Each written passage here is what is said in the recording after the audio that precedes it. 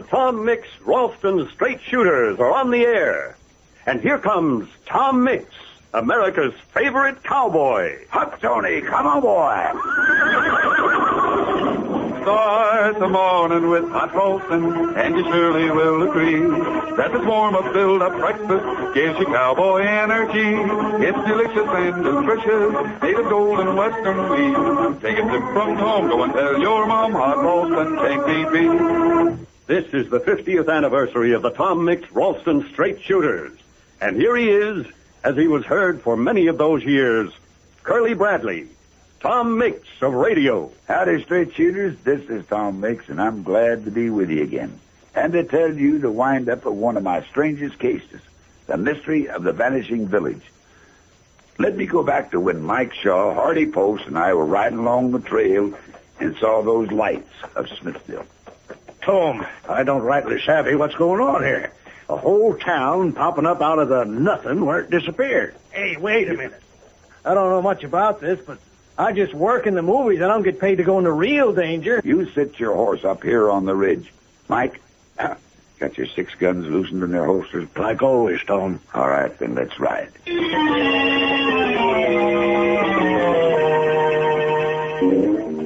Mike and I took a shallow grade down from the road. It was tough going, but Mike and I knew what we were doing. Then we covered a short stretch of level ground, and then we were pulling up even with the first lighted lamppost. Sure is quiet, Tom. No music, no dogs, no voices. Oh, you're right, Mike. In more ways than one, Smithville is a ghost town. But the lights are on, Tom. Who lit the lights? Who does light the lights in a ghost town, Mike?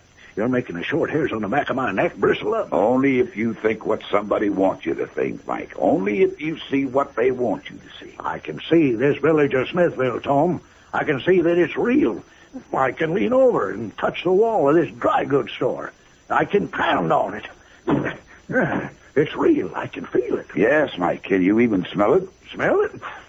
Well, I sure, Tom. I can. When I pounded that siding, it raised some fresh sawdust. Yes, fresh sawdust. In the beam of that street light, I can see that look on your face. You know something, Tom. No, Mike. Not know it for a proven fact, but I now have a reason to suspect. No, I can't say it yet. But I think we're finally on the trail that will wind up this mystery of the vanishing village.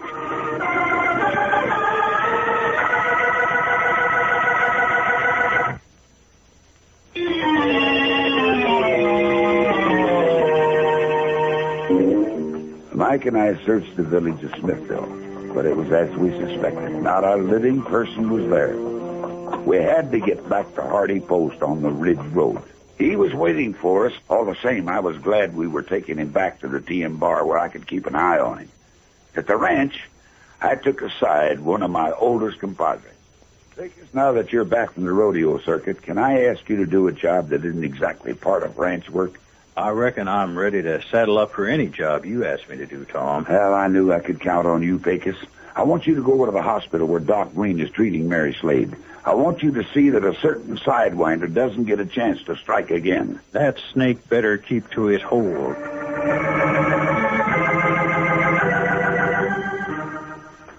Pecos told me you wanted to see me, Doc Green. Oh, Hank Smith. Yes, my boy. I wanted to see you. And I want your help. For Mary? Oh, anything, Doc. We've done all we can. There's her mind. Maybe you could say her soul. Maybe the soul isn't the province of a country doctor, but you and I have to reach there. I'm ready, Doc. All right, come along over here. I know she looks pale, but her breathing is regular. I'm going to give her an injection now.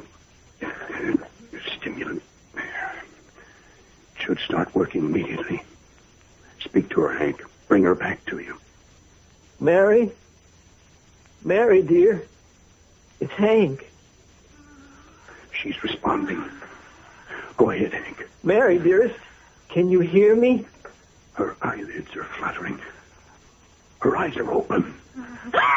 Don't be afraid, Mary. It's me, Hank. Do you understand? Hank. Oh, she knows you now, Hank. It's funny. She seemed almost frightened of you at first.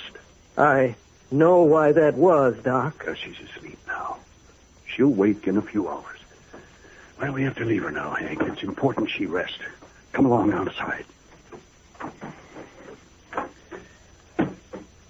Doc, how's that little gal doing?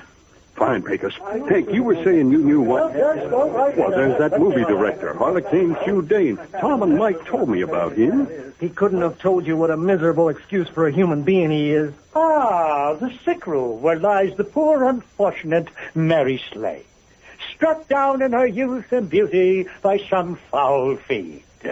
We must photograph her. Cinema Verity demands it. Photograph her even at death's door. Oh, brilliant idea, Mr. Dane, brilliant. Why, you dirty... Hold on, Hank, hold on. Tom sent me over here to take care of things like this. Howdy, Mr. Dane. My name is Pecos Williams. That should interest me. Well, Tom Mix thought you might be interested in me for local color. See, I got a big hat and boots. Out of my way. I'm going to see that girl. I even got myself a six-shooter. I favor a single-action model myself. See, I cock it like this. See, the hammer stays back just like that. Harmless until you pull the trigger here. My good man, you have that monstrous weapon pointed at me. Goodness gracious. It's perfectly harmless until I pull this trigger. Don't touch that. I'm getting out of this rural madhouse. Marshal Mitchell here. Good work, Pecos. Hank, there's something I have to know. Something I think Pecos will want to tell Tom. Why do you think Mary was afraid of you at first? Because, Doc, I look like my father. How's that? My father, Sam Smith. Sam Smith, the man who owns the vanishing village of Smithville.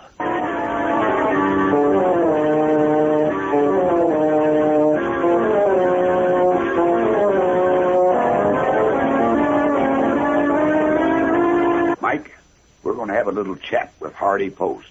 He still hasn't come down for breakfast, has he? Hasn't budged out of his room since last night, Tom. Sent down an order of a cookie to send his breakfast up on a tray. We'll bring Mr. Post some questions to chew on. Come on. Can't say I care much for that Hollywood publicity man, Tom. Hardy Post and his boss, the so-called Great Dane, never had a very good reputation in Hollywood. Now, here we are. Yeah. Bring it in. Oh, Mix, Sheriff Shaw. Thought you were my breakfast. Do I look like a fried egg? To preserve our friendship, Sheriff, I'll not answer that one. Friendship is a mighty important word in these parts. You're right, Mike. Now, forget about your stomach for the moment, Hardy. I want to ask you some questions. You take it seriously, don't you, Mix? About being a marshal in this hick town of Dobie. Hey, you were great in films. All this Western gear here around the room. Can you still use this lariat? Oh, I imagine I can put a loop on what I have my eye on, Hardy. Let me see. I think you get your rope spinning like this. Oh, good. I still know how to put a rope where I want it. You put it on me, I'll take it off. Well, at least the loop isn't around your neck, Hardy. At least not yet. They hang people for murder. I don't know what you're talking about. Yes, you do, Mr. Post. As sheriff, I've seen that look on men's faces before. You know exactly what Tom was talking about. It's as clear as creek water. Listen, Hardy, I know everything. I know how Smithville vanished. I know how it came back. And I know who's behind it. You couldn't. Oh, but I do. You and the Great Dane wanted a hit movie. You do just about anything to get the publicity to make a hit. It meant millions of dollars.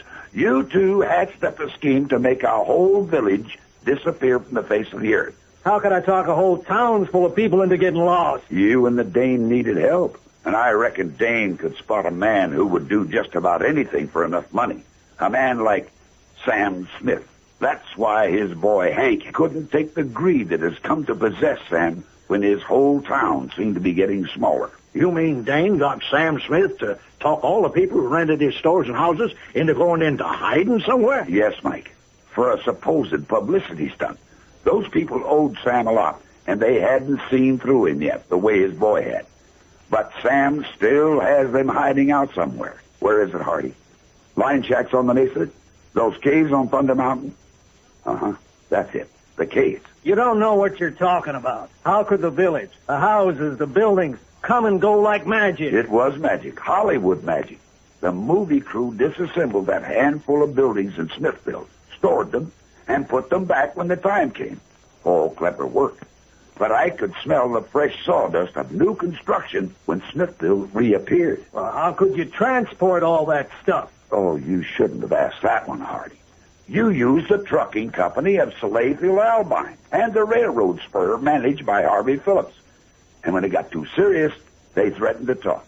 And you lost your head and killed them. No. Oh, yes. Things were getting out of hand. Mary Slade wouldn't wait with the other villagers. She wanted to see Hank Smith.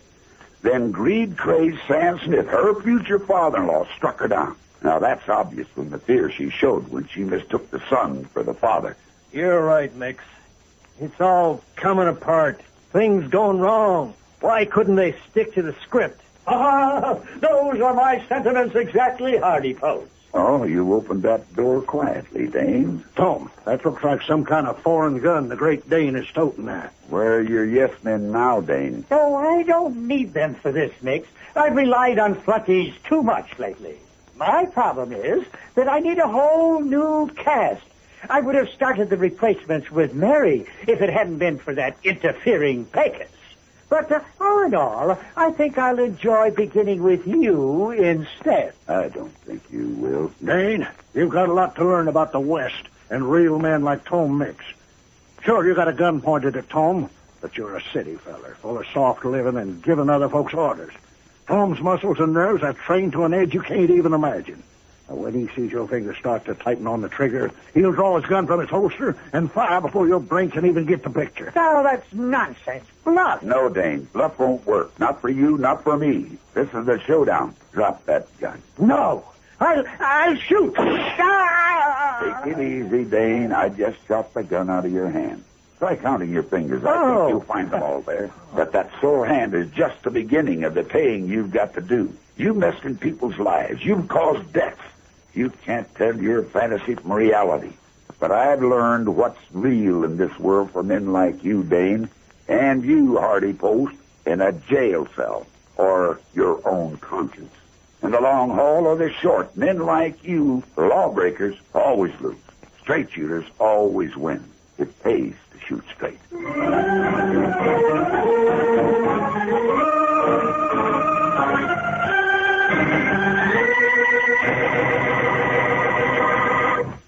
And so ends the mystery of the Vanishing Village. Tom Mix was played by Curly Bradley, featuring Jack Lester as Mike, Les Tremaine as Doc, and Jim Harmon as Pecos, with Art Hearn and Richard Gulla. Original material written, produced, and directed by Jim Harmon. Production assistant Barbara Gratz. Engineer Steve Markham for Frank Brzee Studios. This is a 50th anniversary presentation of the Tom Mix Ralston Straight Shooters on the Air. Start the morning with hot Ralston, and you surely will agree that the form of build-up breakfast gives you cowboy energy. It's delicious and delicious, made of golden western wheat. Take it from home, go and tell your mom hot Ralston ain't beef.